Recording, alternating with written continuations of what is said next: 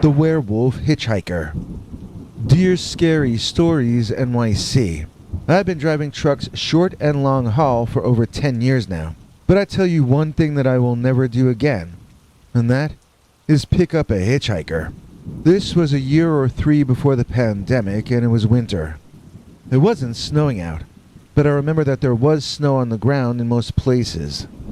I was driving a truck delivering junk food of some kind or another from Minneapolis up to 2 stores, one in Duluth and the other in Superior. I was passing through an area that I guess is near a forest, now that I'm looking at it on a map. It really didn't seem all that rural to me in terms of wilderness or anything as I was driving through it. It did seem kind of far from any place to get food or a place to sleep though. So when I saw a guy alongside the road in the cold winter night, wearing a ragged old fur coat that looked like he sewed it together himself, I took pity on him. I pulled my truck over, letting him climb up into my passenger's seat. This is why I don't drive alone anymore though. But back then my wife used to stay home when I went out. Now I don't even go unless she's available. She's my excuse not to pick up a hitchhiker. That's what she is. And she's my constant reminder of what I have to lose if I'm not careful on the road. I'm too soft-hearted, and I know I would do it again. I'd pick up the next puppy I saw lost in the rain. But this series of events taught me that some puppies can turn out to be dangerous. That's why my wife being in the passenger seat is non-negotiable to me. But this is the story of why that is. So, when this happened, that seat was still unoccupied. I'm already getting scared, just because I'm going to have to tell this story all over again. Okay, where was I? Oh right, I was out in the winter at night in Minnesota, feeling sorry for this decrepit-looking hippie character climbing up into my truck cab, into the seat next to me. He had a headband on and he looked like he had been hitchhiking in that same outfit since 1969. I told him what my name was and he kind of bared his teeth into something sort of like a smile. "Oh, that's your name then, is it?" He laughed, and then he just kept on chuckling at his own joke. I began to wonder if he was on something, and I could hear my wife's voice in my head, making me promise her that A, I wouldn't pick up any hitchhikers, and B, I wouldn't get involved in any fights or arguments. I had just broken one promise already, and if I let this guy maneuver me into some kind of quarrel, then I'd have broken both promises at once. Now I didn't want to do that, so I bit my tongue as the hairy guy started asking me if I bought my clothes at Sears or at the Gap. He was dressed in tattered animal skins sewn into an overcoat, but my clothing was being made fun of. I turned on the radio. He laughed at the music that came on and changed the station to static, giggling like he was being very clever. I turned the radio off and he began commenting on how touchy I was, and how defensive, and how many barriers I had up because I must be hiding something, and blah blah blah, all this half-baked pseudo-psychological jargon that might impress a 12-year-old girl, but not a grown man. I was just about to tell him what I thought of his gibberish and his doublespeak when I realized that that was what he wanted me to do, and that was what my wife wanted me to abstain from doing. So I said nothing. The hairy guy snickered and asked me if I had promised my pastor in church that I would stay out of arguments on the road. When that didn't get a reaction out of me, he then asked me if I had promised my mommy that I would be good, laughing rudely as he spoke. I took a deep breath, and I turned to look the man in the eyes, which seemed to make him quite happy and excited. "Sir," I began, trying to keep an even tone, "I offered you a ride in the spirit of friendship and goodwill." He reacted like I was an extremely talented comedian, turning in my finest performance. After another deep breath, I continued in a somber tone. "Sir, it is cold out, and snow covers the woods. I'll be happy to bring you to a payphone or some food and then... Wait, let me guess, he said. Then I have to get out, is that it? Maybe I already know, because maybe that's what the last guy said. And the guy before him. Man, he tasted real good. Okay, that was enough. I slowed the truck down and I pulled off toward the right, which was apparently the funniest thing anyone had ever done, judging by the hysterical laughter with which it was greeted. I told the guy to get out, and he freaked. "You don't get to tell me anything," he said, and it sounded almost like his voice got deeper before that sentence ended. I was alarmed, but I tried not to act like it. But that was when this guy's eyes, I swear, it looked like they were starting to glow or something. And then he started looking like he was becoming hairy on his face. And I couldn't understand what I was seeing. His eyes were different. His face was changed. This was not like anything I'd ever looked at. And it wasn't like a werewolf movie either, so it's really hard to describe. But when his face started elongating to look sort of like a dog or a wolf, I just got out of the cab myself, and I started running toward the back of the truck. Before I reached the back, though, the guy came around from the other side. And when I saw him that time, I was thinking, this is a werewolf. I had witnessed the actual transformation, but I didn't comprehend what was happening until all of a sudden, there was this wolf man running at my face. Well, I turned around and ran back, scooting up into the cab, putting the truck back in drive and slamming on the gas pedal before closing either door, like I was in a Dirty Harry movie or something. I was the one laughing then, for the first time that evening, except when I leaned out to grab my door and swing it shut, I saw a big, hairy, clawed hand reaching up to grab me by the wrist. I pulled my arm back in that truck, squealing like a little baby girl. I was so surprised and scared. I had thought I left that beast man behind. He just got up and started chasing my truck. I decided it wasn't time to get my doors shut yet. First, I had to get away from this wolfman guy, because it turned out he was even more annoying with pointed furry ears up on top of his head than he had been when he was in my cab earlier. So I slowly got the truck back up to the speed limit. But I was amazed to find that hitchhiker keeping pace. I have to say, he was running with his boots on, so maybe that's why he was able to run so long on the hard blacktop of the highway. He was moving on his hind legs because he wasn't canine enough to do it any other way. He was a werewolf, but he was still mostly human from my point of view. He was just super powered and really hairy. At this point, I began to pray, because I no longer had any doubt that what we were dealing with here was evil. It was hounding me, if you'll forgive the pun, and it was doing it just to amuse itself. Also, it may very well have actually tasted the flesh of the people he tormented before me, as he had bragged earlier. I comprehended that I might not be long for this world, so I opened up that motor, and I drove the fastest I could. That road is pretty straight, and is very flat over there, so if there was ever a stretch in which I had a chance to outrun that hairy devil, this was it. I don't really know when I lost him, but was I ever glad to be driving into civilization again. I tell you, on that night, Duluth was the most beautiful city I'd ever seen. It took much longer than usual to unload the truck, and that made me happy. I still had to deliver some stuff to Superior before I could head back south, and you know what, that was fine with me too. I felt like the longer I was in well-lit areas with other humans, I was fine.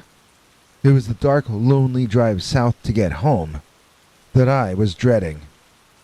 After finishing my second delivery in Superior, the sun was just beginning to come up, and I was feeling very tired. I was actually staring at a sign for a hotel and wondering how mad my wife would be if I paid to sleep the morning away over there, when I saw a furry figure out of the corner of my eye.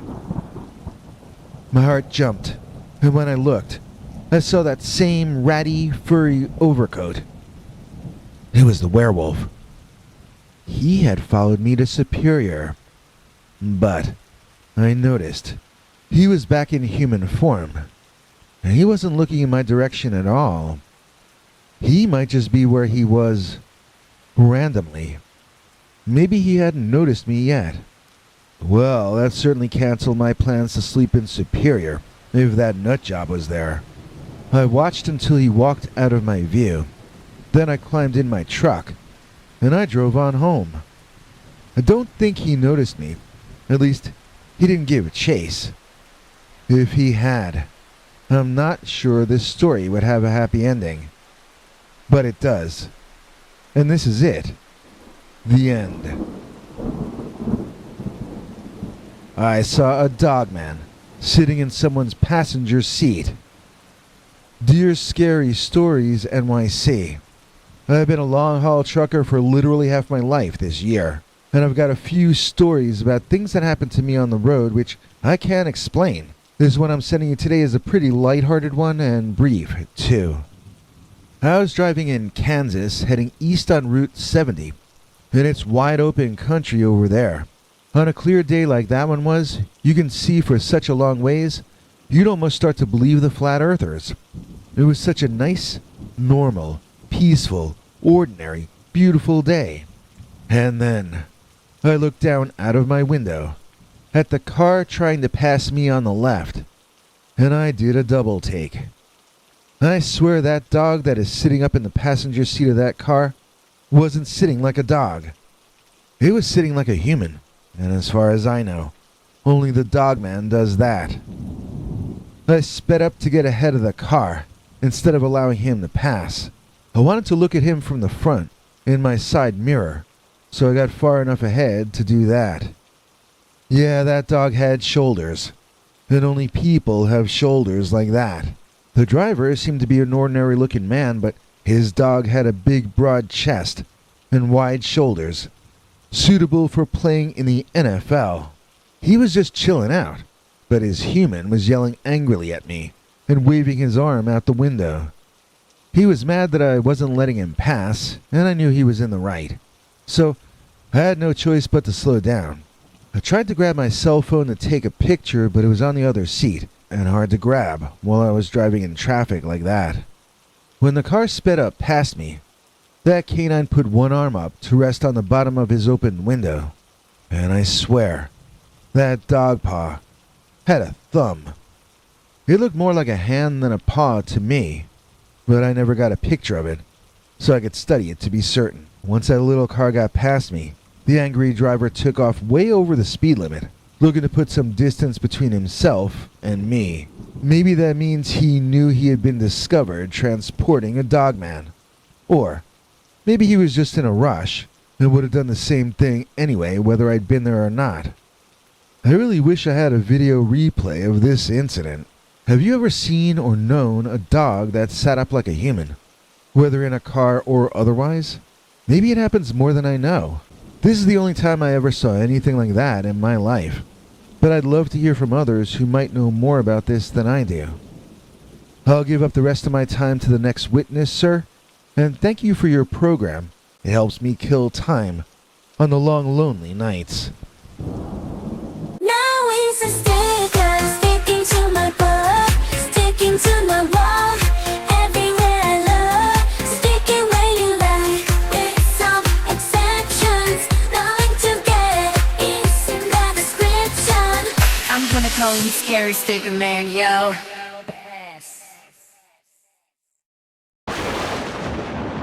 I knew a dogman for 10 years. Dear Scary Stories NYC.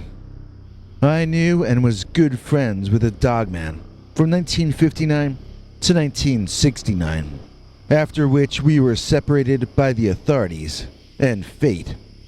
It was fate who had thrust us together, and so we also had to part when fate decided as well. Since I know I don't have long to live here in 2023, I want to get all this stuff off my chest now while I can. I was born with a face that was what they used to call deformed back then. They use much kinder words now, but it can sometimes be the same reality as it was in 1945 when I came into this world. It might seem like I was dealt a cruel misfortune, but this was also the reason that I got to know the Dogman. My mother took it as a personal insult that I was born to her, and she wanted to hide me away. Initially, the rest of the family resisted her and took my side, and my mother turned to drink, which made her even less friendly toward me. My father, on the other hand, was a very understanding man, and quick-witted with his use of words. When he would be someplace with me, and see strangers reacting with horror to my appearance, he would gently explain that I was his son, and that I was a good and intelligent boy, kind and respectful, and that it is not our place to question God's choice to make me look the way I do.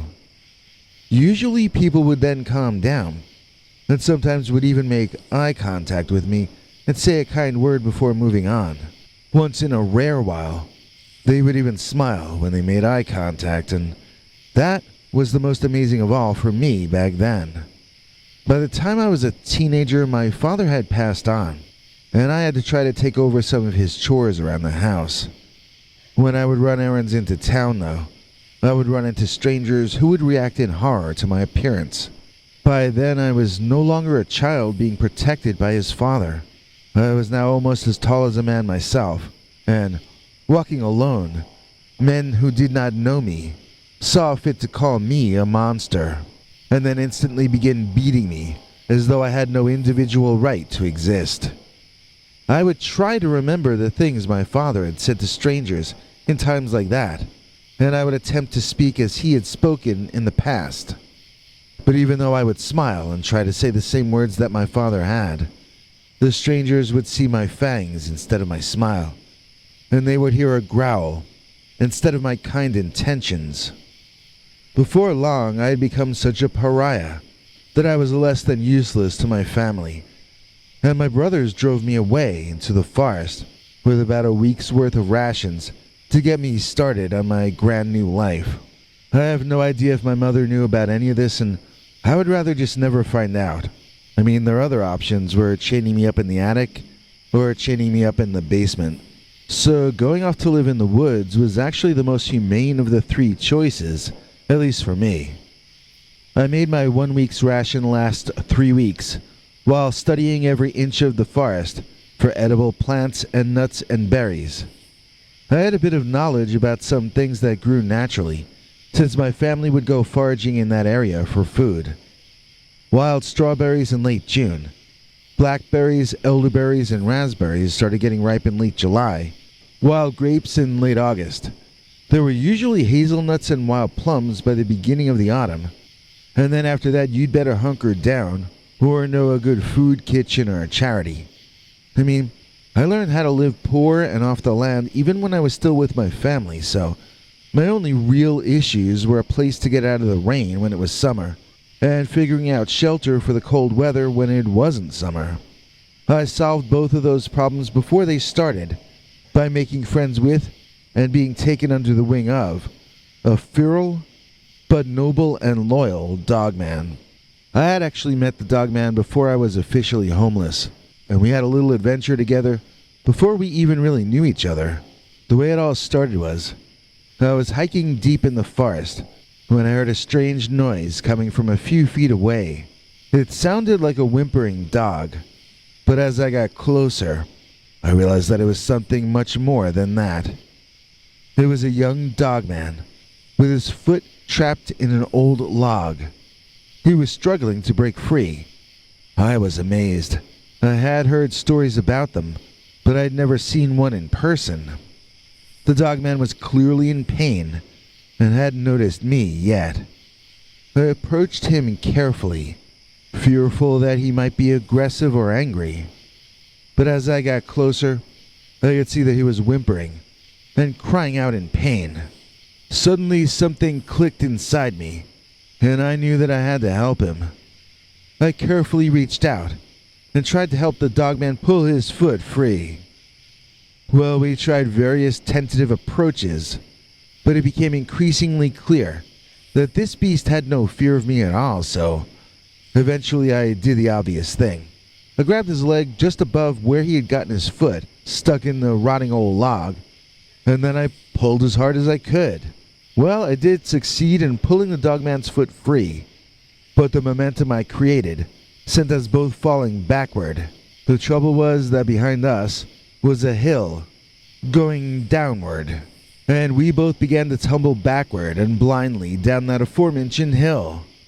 I really do honestly believe that I would have snapped my neck in that tumble, except that big hairy animal I had just rescued sorta caught me in his arms and protected me from injury as we rolled down this hill without being able to see where we were going. I was very grateful, but I was also winded. The dog I had rescued trotted away on 2 legs, limping a bit on the sore one that I had freed for him. I remember wondering if that was our one single adventure, or if we'd run into each other again. I needn't have worried, as the afternoon I wandered away from my family, having been banished as too much trouble.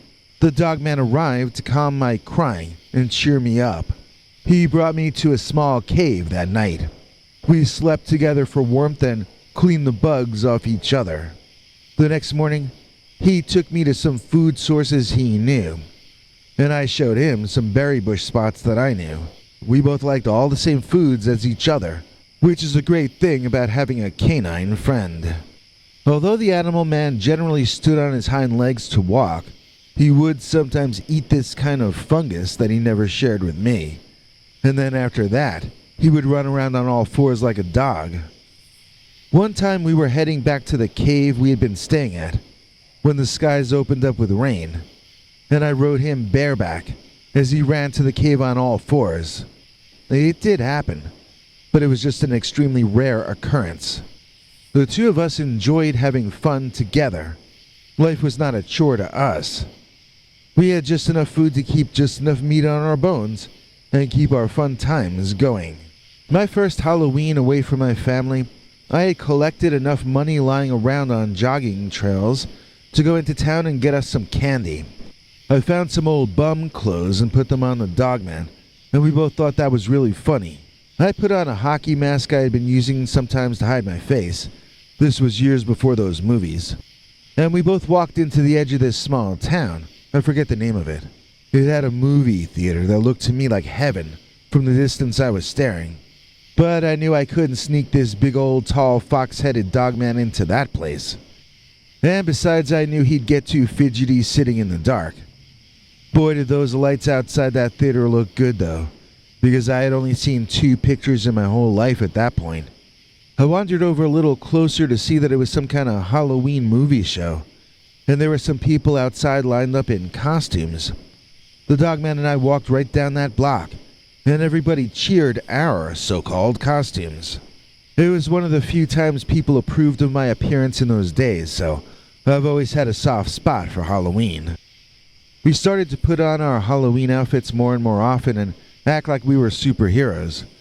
We were just playing in the woods by ourselves, but once in a while real scenarios presented themselves for us to be a genuine help to other people. It could be something as simple as noticing that a camping couple had fallen asleep in their tent with their fire still burning. Kicking some sand on top of it to put it out wasn't much of an effort from us, but who knows how much destruction it might have saved. I remember we came upon a wild cat that was out hunting some kids, playing around the edge of a young family's campsite.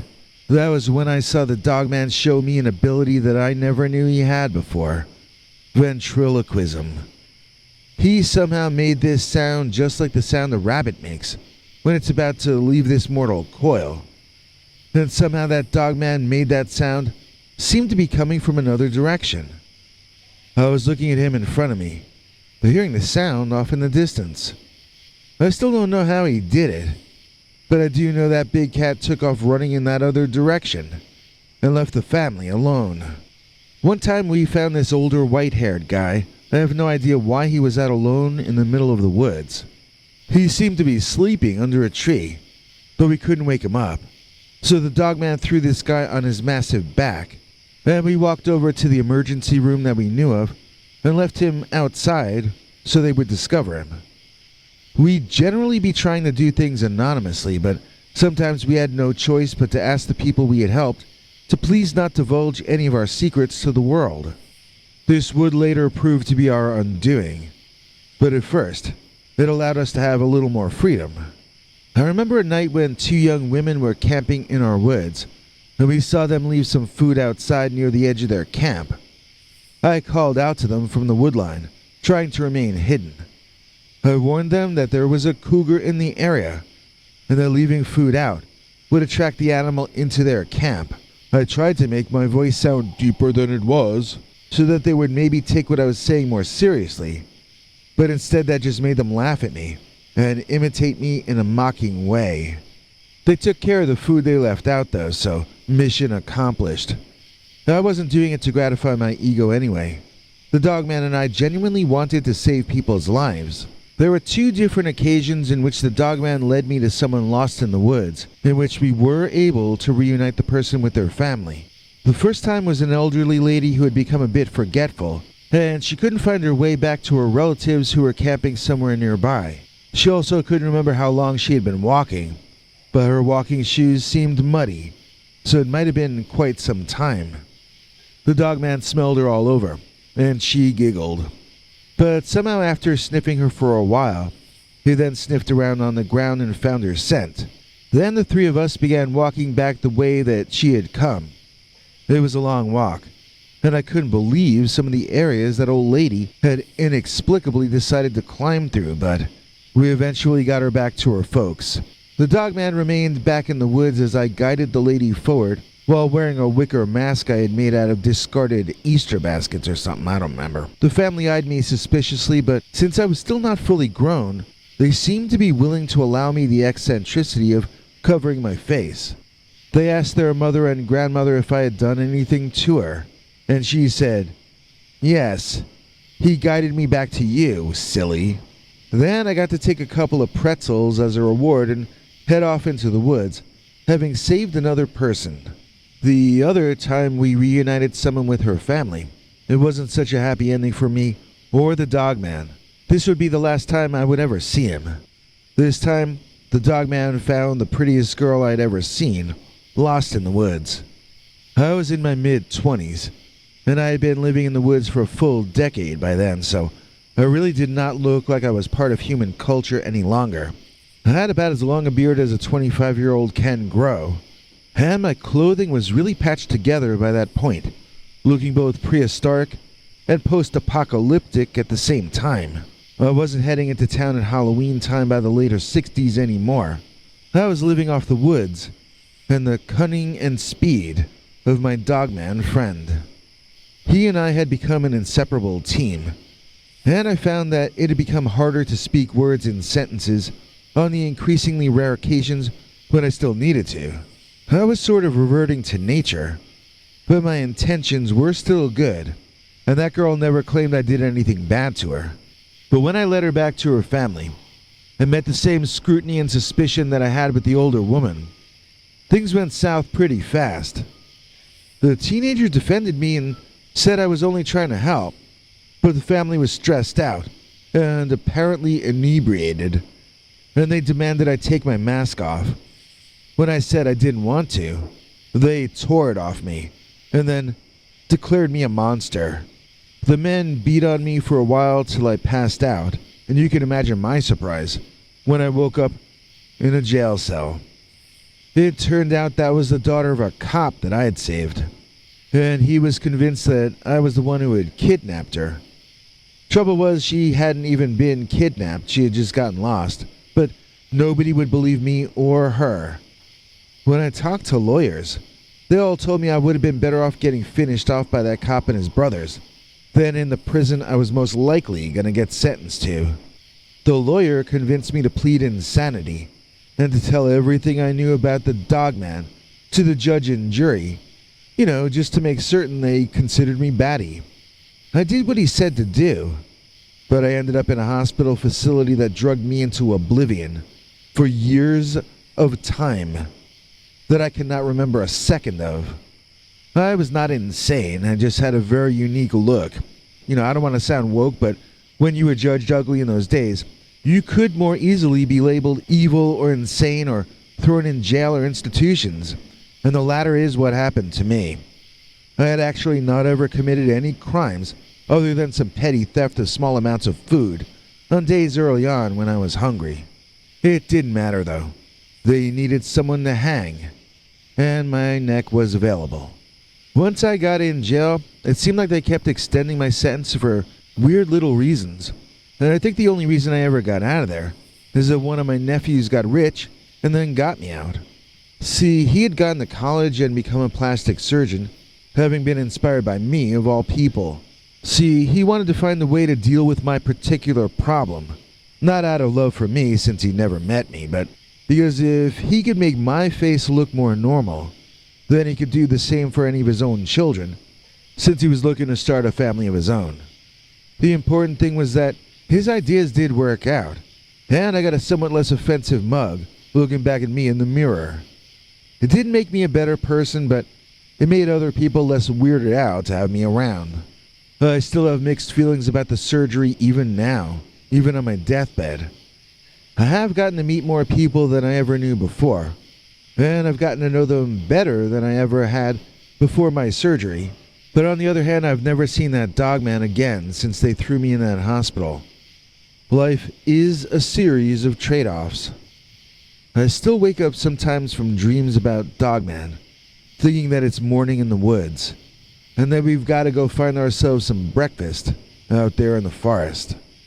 I dream about the places that we would sleep in the summertime, and I dream about the deeper caves that we'd wander into in the winter time. Imagine knowing that you can go any place on Earth or any place underneath it and be safe, since you have the North American Dogman walking next to you as your hiking and camping partner. I felt sorry for myself in those days, because of all the human-populated places that it was dangerous for me to visit.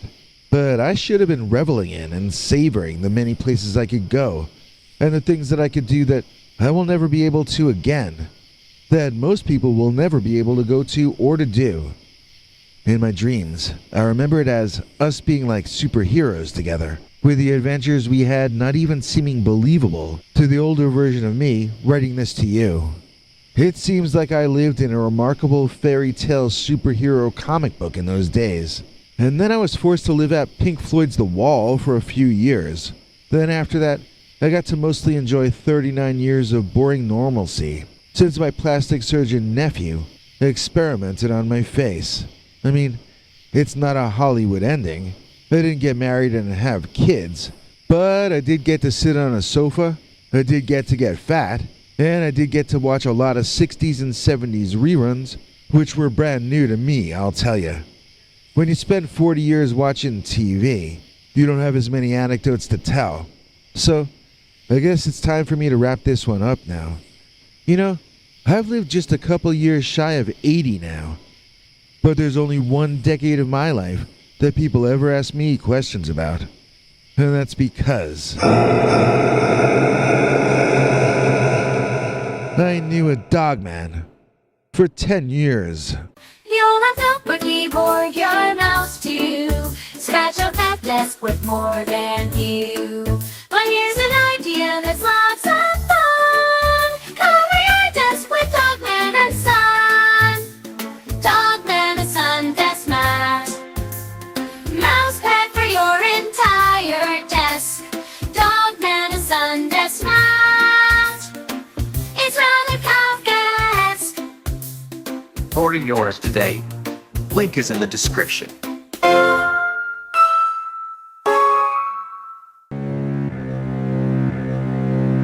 The Men in Black and the Dogman, as told to Peter Bernard. This story happened a long time ago. I was afraid to tell anyone before, but I'm at the end of my days now, so if they want to kill me, they'd only be saving my family some money for my medical care. This is the true story of how I saw what you now call Dogman, and how I was then pursued, harassed, and bullied by the Men in Black. The men in black and Dogman both took my life and tore it apart in front of my face. They robbed me of my chance for a happy and full life, and they left me with nothing but fear, rage, and paranoia. I hope you take heed as I tell you what happened to me, and I hope that if you ever see Dogman or the men in black, that you are able to get away from their sight before they become a fixture in your life from then on. Dogman is a sign of evil being present in an area, and the men in black?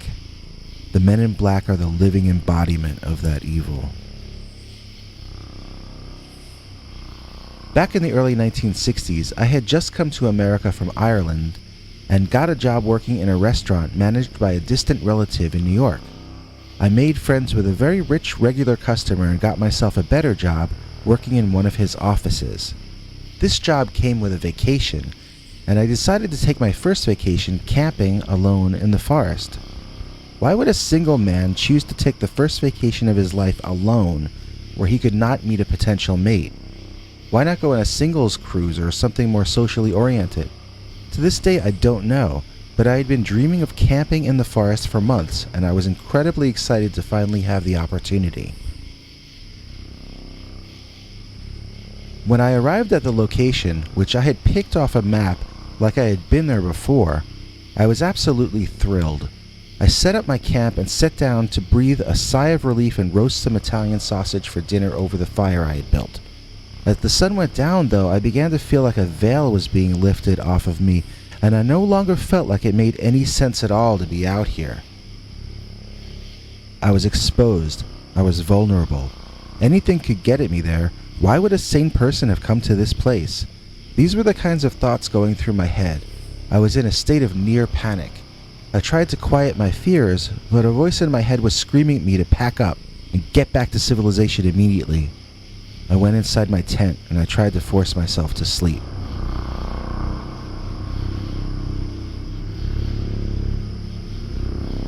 I think I had actually slept a little because I remember waking up to a light so bright that I could see it just as brightly when I closed my eyes.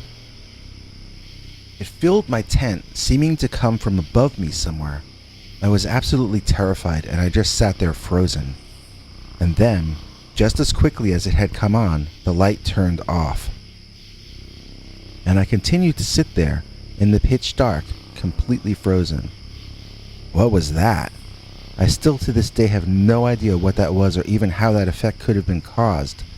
A light so bright it makes your eyelids irrelevant yet doesn't damage your eyes, and it appears randomly in the middle of the woods?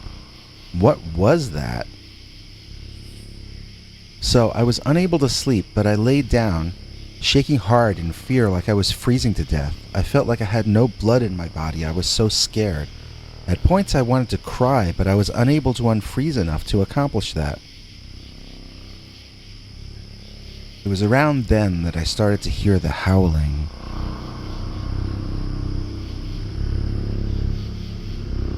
It sounded like a dog, or maybe a few dogs. Maybe there were wolves or coyotes or something, but they sounded as though they were within the canine family. Again, why was I there? Sleeping out in an alley would even make more sense. In both cases I'd be vulnerable to diseased wild animals, but in a garbage-strewn alley at least I'd be in the city and close to police and medical attention. It now seemed really strange to me that I had dreamed of coming to this very place for months when I never camped before, and I had never been in this woods before either. I felt like someone played a trick on me getting me out there, but that was crazy talk. How could someone else have made me dream about this place and want to come here so badly? Bam! Something hit my tent, and then I could hear it running away. No, him. I could hear him running away, because that sounded like a man. A big man, too. His footfalls were very heavy. Bam! Now something hit the other side of my tent and ran off in a different direction. There was no way it could be the same man. The second attack came too soon after the BAM! Something hit my tent from a third direction, and I realized I was surrounded. In my mind, it made sense to go outside. If they wanted to shoot me, they could do it through the tent. Maybe if I came out, I could reason with whoever these people were. Because of how quickly they ran, I imagined they were teenagers. Because of how heavy their footfalls were, though, I figured they must be football or basketball players. Nervously, I came out of the tent and looked around. I didn't see anyone, not in any direction. There was a tree line on 3 sides, maybe 300 feet away, like a small baseball field. On the 4th side was where I parked my car, about 75 feet away on a dirt road leading back to the highway. I heard a branch break and quickly turned my head to see someone moving in the trees off in the distance. I now heard sounds in multiple directions and caught glimpses of people who all seemed to be wearing the same dark clothing. Then, the most incredible thing happened. One of the people ran out of the forest at me.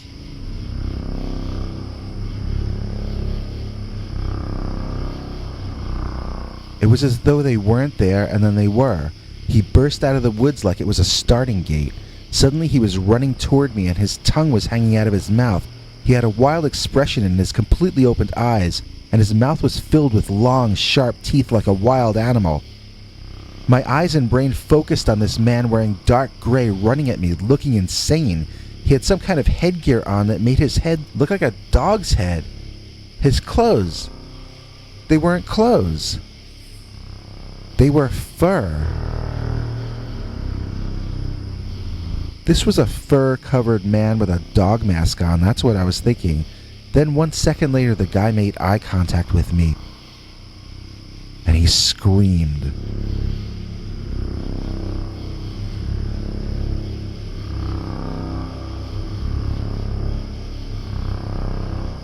I fell backwards, so forceful was his scream, almost like a physical punch.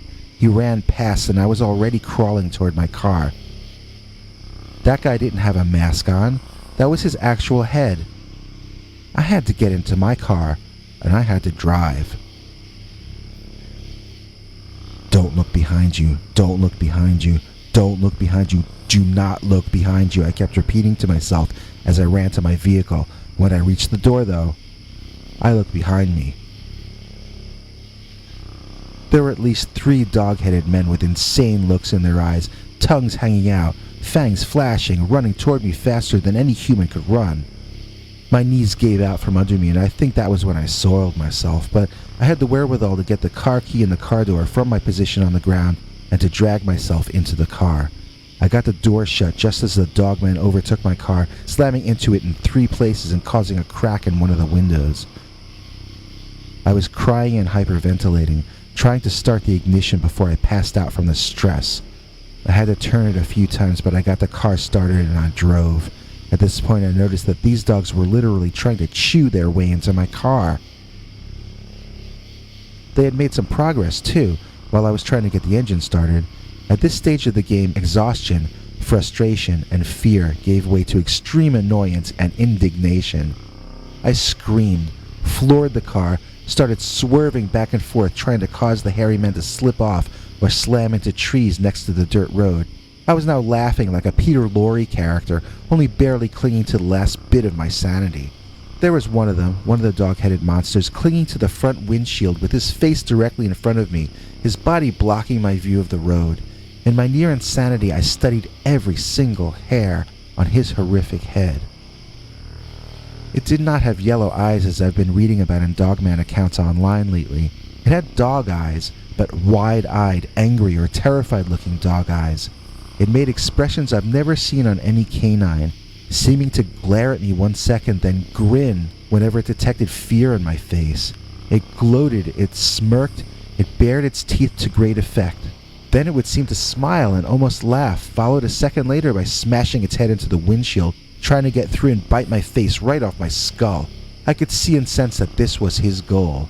Bam! One of its fists slammed hard into the windshield, awakening me to the fact that he did indeed have hands. What I mean by that is, his paws were not paws. They had claws that I think were retractable like a dog, but the claws were at the ends of fingers on a furry hand.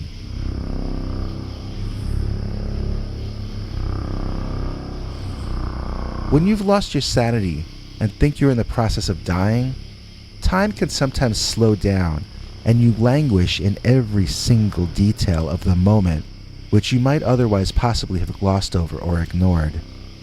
This thing in front of me had massive shoulders, like a circus strongman, but without any body fat at all. I've never seen such a magnificent creature, but its behavior was that of something crazed or possibly diseased. It seemed driven into a frenzy. It seemed driven more by hate than hunger. It wanted to kill me, but why? For sport? There was no joy in its eyes. It was deriving no enjoyment from this.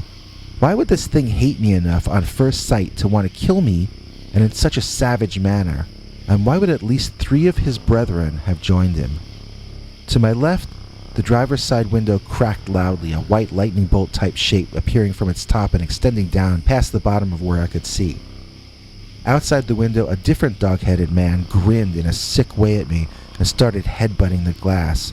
This one had lighter gray streaks mixed in with its darker fur and reminded me of my pet from when I was a small boy. I didn't want to be killed by this dog who brought back such sweet memories. I took a hard, sharp left, and the dogman was smashed into a passing tree that also completely ripped up the finish on that side of the exterior. I laughed like a madman. No, it would be more correct to say that I had been driven mad, and that I was laughing the laugh of the truly insane. There were 2 dogmen left clinging to my speeding vehicle. One was hanging from the bumper and one was on my windshield still. I looked at that thing in the eyes. I asked it if it wanted to die. It smashed its head into the glass over and over and over and over. I decided to take that as a yes, and I slammed on the brakes as fast as I could. The dogman in front held on tight, its eyes wider than ever. The one in the rear seemed less prepared for my maneuver as inertia sent it flying forward, smashing its head hard into my back windshield, flipping over the car roof and slamming straight into the face of the dogman on the car's front hood. Both of them landed on the road in front of me, and I ran over their bodies in my attempt to escape. I am absolutely certain I did not kill them, but only stunned them long enough that I could drive off. I remember driving and crying and screaming threats at any dogman who might be chasing me. I expected to get hit from more angles, and I kept swerving the car around, overly paranoid at where the next hit might come from. When I reached the turnoff onto the highway, my heart jumped when I saw the silhouette of 2 humanoid figures there, blocking my entrance to the road, blocking my escape from Dogman Forest. I'm a bit ashamed to say that at first I hit the gas pedal, looking to slam through those 2 figures and get out of there. As I got closer, though, I could see they were not more dogmen, but 2 guys in suits. Black suits. They looked like cops or feds, and I slowed down the car, stopping in front of them and rolling down my window.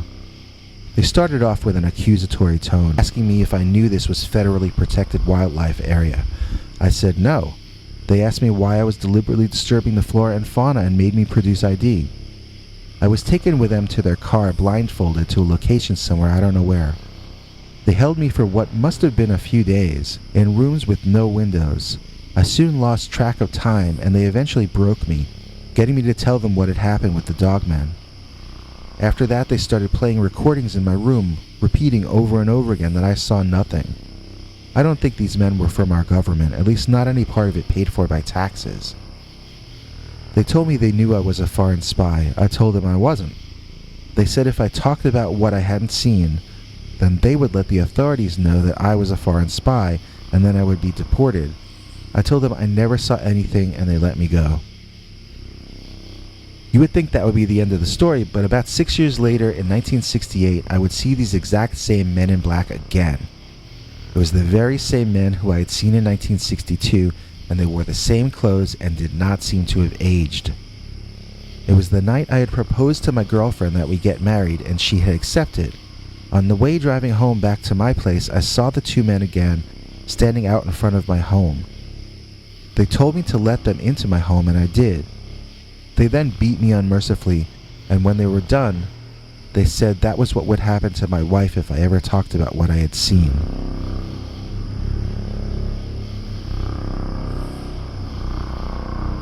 Now, this was 6 years after the incident, and I had never told anyone about any part of that. This was entirely inappropriate and uncalled for behavior. I became a nervous wreck, and it ruined my relationship with my fiancé. We eventually had to break off the engagement. I was a bundle of nerves and always looking over my shoulder. I lived alone, barely able to hold down my job and not socializing with anyone. By the early 1970s, I had calmed down enough that I decided to get a dog. That night, I heard the dog howling and I woke to find men in my bedroom. Turning on the light, it was those same two men in black, and they beat me again. They told me that this is what would happen to my dog if I ever talked about what happened. I gave the dog away. I couldn't deal with the possibility that it might get hurt because of me. And so I lived my entire life, never marrying, never having pets, just doing my job and going home, all in fear of these men in black who don't want me to talk about the dogman that attacked me. By the time I was in my mid-50s, I was unfit for any kind of work, and a relative out in New Jersey took me in. I helped her with things around the house, but I knew I didn't really earn my keep. It doesn't matter anymore now. The doctors say the end of my story is coming up any time. I kind of almost hope those guys come and beat me up again for telling you this. I wonder if they would still look like they hadn't aged all these 50 years since. I wonder if they would answer any of my questions if I asked them. I want to know what they are. I want to know who they are. I want to know what their relationship is with the Dogman and why they're covering up for the Dogman. But mostly, I just want to understand the facts behind the mystery that is the Dogman. Everybody wants a wooden cat. The scary stories, beanie hat. Everybody knows it's a natural fact. The scary stories, beanie hat. Link is in this video's description if all goes according to plan. Available in black, which is like every color all at once, man.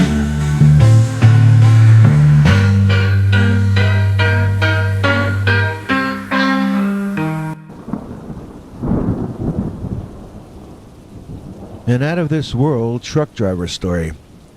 Dear Scary Stories NYC. I've been driving trucks across the country for years, but this was the first time I'd ever had a delivery to make in the woods of northern Michigan, in the middle of the night, no less. The James G. O'Hara Parkway is desolate at that time of night, eerily silent, as if nature itself had taken a break. The truck's engine hummed as I navigated the winding road, and the only sound I could hear was the soft, steady whoosh of the wind, whipping against the sides of the trailer. I tried to keep myself occupied, humming a tune to myself and glancing occasionally in the rearview mirror.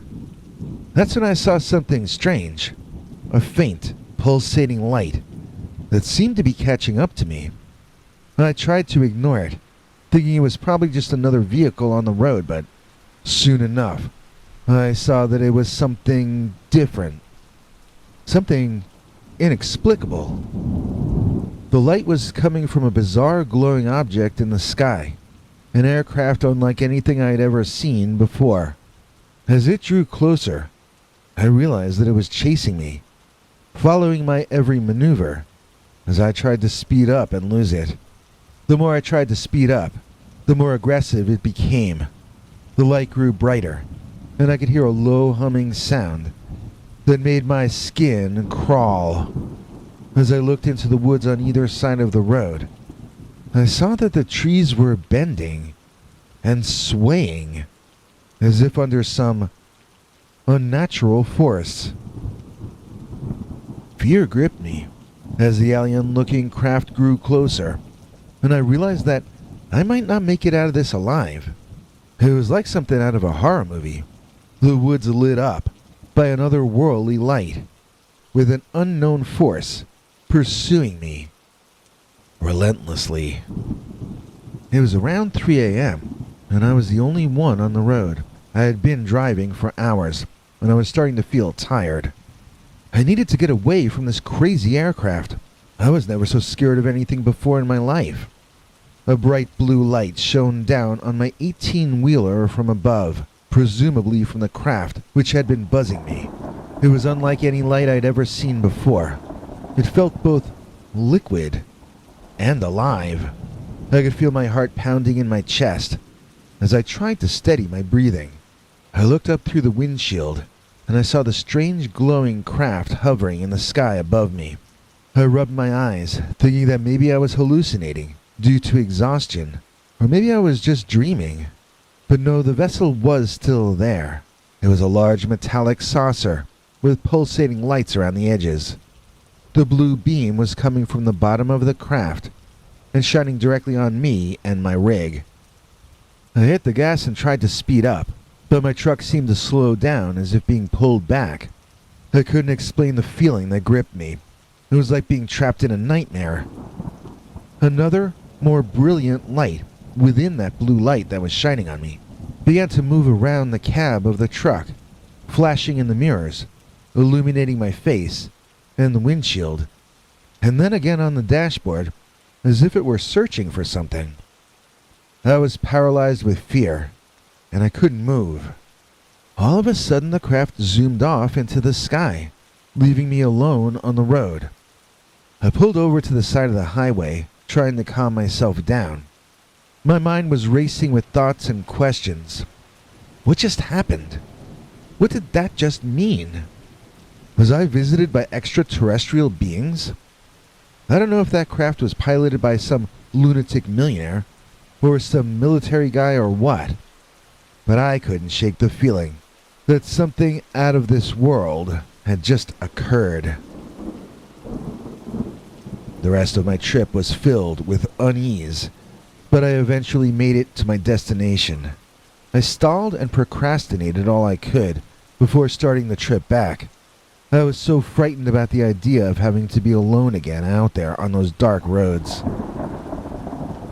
It actually got sunny midway on my drive home, and then the main problem I had to worry about was not falling asleep at the wheel as I rushed to get back. However, that experience would stay with me forever. Every time I drive through northern Michigan at night, I look up at that sky, wondering if I will ever see that eerie blue light again. Last name Saunders, first name Sean. He's always got it going on.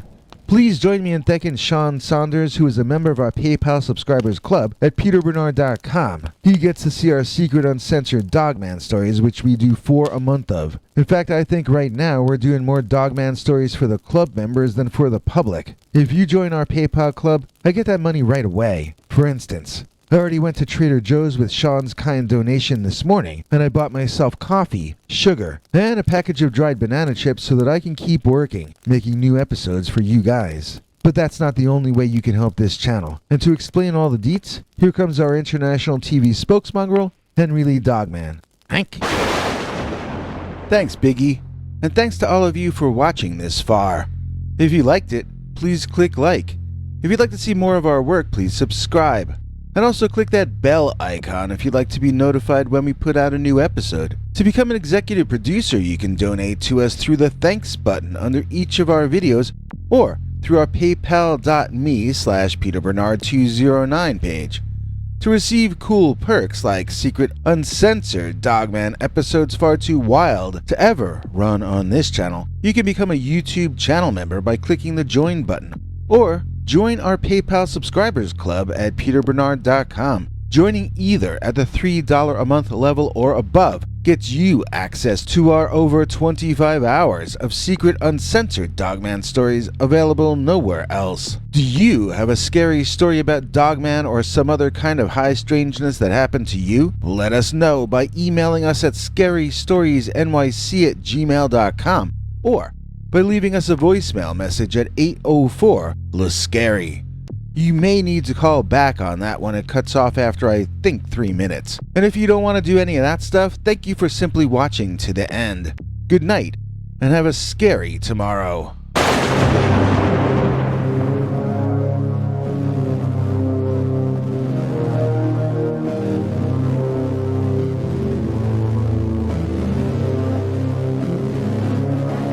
Come back for more scary stories.